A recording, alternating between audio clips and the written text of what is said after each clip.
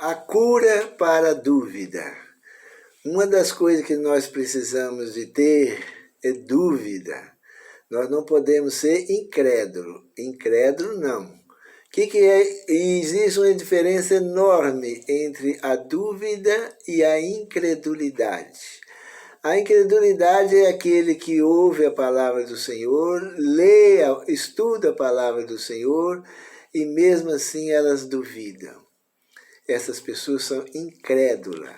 Essas pessoas não têm como Deus comunicar com elas, porque elas não acreditam.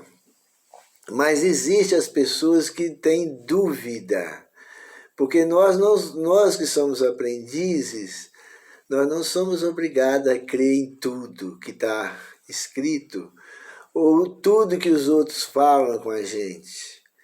Nós temos que muitas vezes ter dúvida. João Batista foi um homem que batizou o Senhor Jesus, ouviu a voz do céu dizendo para o Senhor Jesus: "Esse é meu filho amado, em quem me comprazo."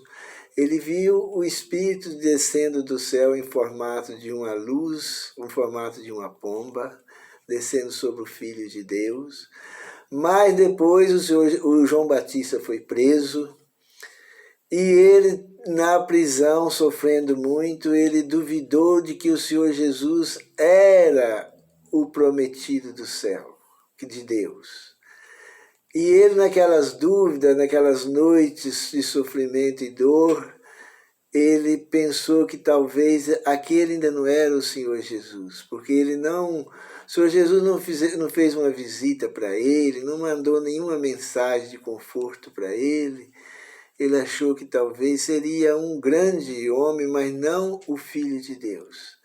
Aí ele mandou os discípulos perguntarem para o Senhor Jesus se ele era o verdadeiro Messias ou se ainda deveria esperar por outro. O Senhor Jesus falou: "Fica aqui, eu vou fazer, e depois você leva o que eu vou mandar." Aí o Senhor Jesus curou os leprosos, expulsou os demônios, fez muitos milagres e pregava o evangelho verdadeiro. E o Senhor Jesus falou: "Vai e conta para João o que vocês ouviram e o que vocês viram."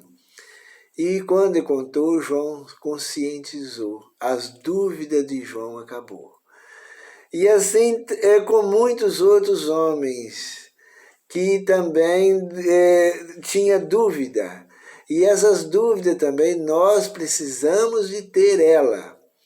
Porque quando as pessoas pegam a acreditar em tudo que os outros falam, tudo que ouve, tudo que vê, as pessoas passam a acomodar. O que faz as pessoas despertar é a dúvida.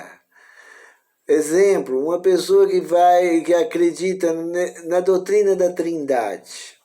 Acredita que além do Pai existe um Deus Filho e um Deus Espírito Santo. Que existe 3 deuses, ou 3 pessoas formando um Deus.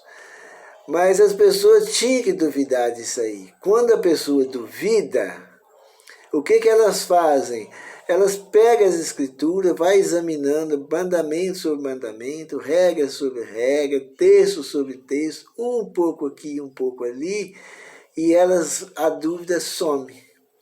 Mas quando elas acreditam em tudo que os outros falam, aí como que elas vão pesquisar? Como que elas vão estudar a Bíblia para tirar as dúvidas? Porque nós, quando estudamos a Bíblia, é para tirar as nossas dúvidas. Nós não estudamos a Bíblia por brincadeira, para outras coisas. É para nós ter conhecimentos de Deus. E para nós ter conhecimento, nós precisamos também ter as dúvidas, duvidar de muitas coisas. Tomé era um homem que era um homem duvidoso.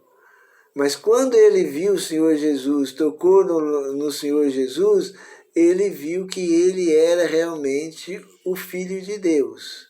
Ele reconheceu. E a dúvida de Tomé, a incredulidade dele acabou.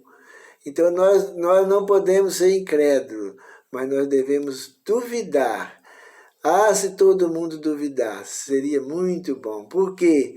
Porque a dúvida é que leva a gente a pesquisar as Escrituras.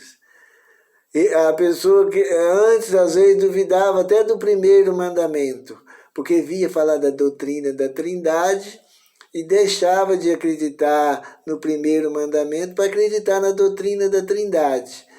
Mas quando as pessoas têm dúvida dessa doutrina da Trindade, ou dúvida do primeiro mandamento, as pessoas vão estudar a Bíblia, comparando texto com texto, mandamento com mandamento, até as dúvidas desaparecer. Então, as dúvidas são benéficas para nós.